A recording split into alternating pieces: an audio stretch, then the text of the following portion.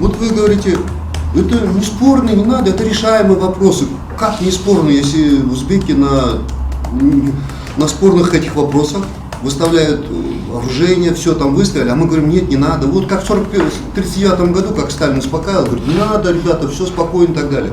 Мы здесь собрались не для того, чтобы вы нас успокаивали, мы хотим, думаем, что делать дальше? Вот вопрос, что делать? Вот вопрос вам, почему в ОДКБ обращаетесь? Вот официальное представительство, МИД все обращаются в ОДКБ, причем постоянный комитет. Вот для чего, скажите, пожалуйста? Вот мне непонятно вообще. В ОДКБ, чтобы они помогли решить нам вопросы. О чем вы говорите? А вы не в курсе дела? Нет. Вот вы почему им еще обращаетесь к Татарстану? Вот для чего, скажите, в ОДКБ?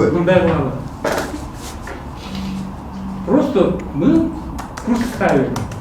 Sizler жағанмен bile деген жоқ ешкімді. Ешкімді сүйреп кетті, бұл жерде соғыс ашып берді деген жоқ. И Сталинді успокаивать етті дедіңіз, азыр айтыңыз.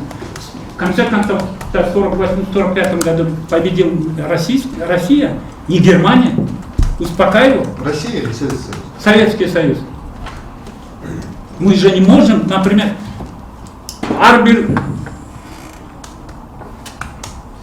суть международного определения границ, она не войной завоевывается. Это тут переговоры только. Да, переговоры на каком уровне? Вы, мысалы, один переговор во что обходится, мы говорим, Аламановтың сахар қаншада жүріп, қаншада қан болады, білесіз бе? Постоянно, в каком отношении? Он как живет просто? Знаете? В смысле, как живет? Аламанов как живет? Ну? В смысле, а как живет? Только даром есебінен живет. И все. Он заработал себе, диабет заработал, сердце заработал, первый, десятый там. Плюс к этому Аламан враг народа Крымской республики. И не здесь. Ну, вам не кажется, что все-таки здесь политическая воля первых лиц нужно включать уже, потому что 25 лет решается. Даже если решатся границы, то узбеки, ежегодно затрачивая $2 миллиарда на оружие, на вооружение и так далее, они не будут спокойно смотреть на нас. Поэтому я думаю, что все-таки подключать первые лица. Почему бы первые лица?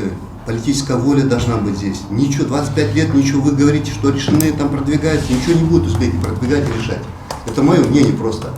А почему бы президенту Кыргызстана, вот мое мнение, я 10 лет назад говорю, почему бы не обратиться, даже в историю попадет, пускай узбеки откажут нам, почему бы президенту нам не обратиться как младшему, обратиться президент,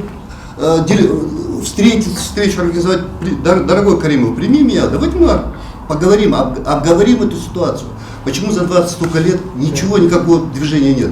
Почему вот потому что первые лица, политическая воля первых лиц не будет, ничего не будет решаться. Этот километр, эта вышка телевизионная, это так и будет продолжаться. И мало того, что может быть возникнуть, вообще военный конфликт может возникнуть. И страдают от этого все время простые люди. Это мое мнение. Просто мое мнение. Ойға аласың, что первые лицалар жолықпаған екен, болмаған екен деп. 2013 жылы жолыққан үш жерде, ошоны мақұлдашылған. Первый лицаның дағы мындай немесі бар. Первый лица бізге обещал, Токамболов Петрович направил, давайте түзгілер, работайте деп. Мы поработали. Но первый лица с другой стороны что сказал? О чем думает? Бұл жерде белгісіз да. Мы же не можем. Это бүгінгі совещание емес, семинар емес. Пригласили, гельты 5 минут кешіріп қойылады. Там же первые лица другого государства. Баланс емес. Его не будете ругать. Его не можете притащить. Ему не можете приходить. Протокол вам. Первые лица договорились, давайте подпишем на море согласованный участок. Ну, в конце концов, что? Каримов не знает, что?